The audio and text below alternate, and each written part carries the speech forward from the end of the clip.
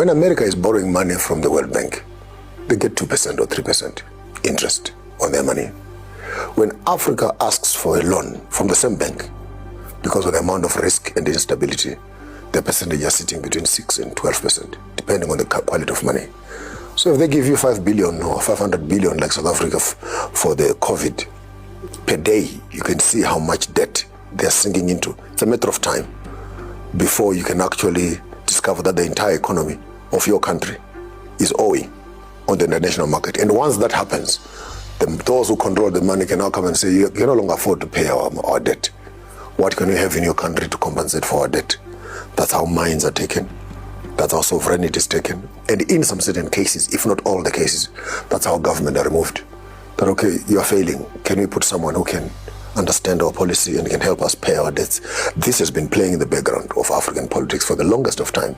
And I feel sorry for Nigeria, very sorry, for a strategic reason, that if South Africa and Nigeria could solve their politics quickly, Nigeria has the biggest population of black Africans in one space.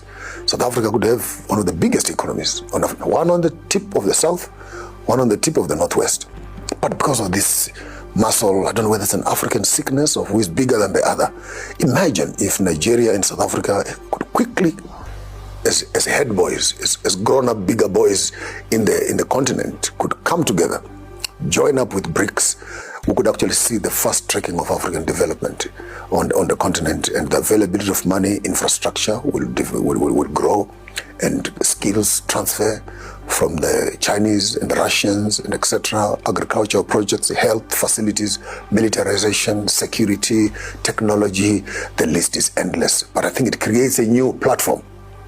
As the Americans and the Western economies have their doves, where they go divorce, where they go there and they hit their glasses of cheers.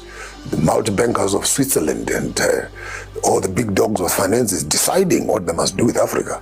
BRICS gives us a new table where we can come together. I think that it's a great space of appreciation where we're going to be seeing a new type of money, new type of interest, and a whole revitalization of African economy. Voice of Africa by Africans.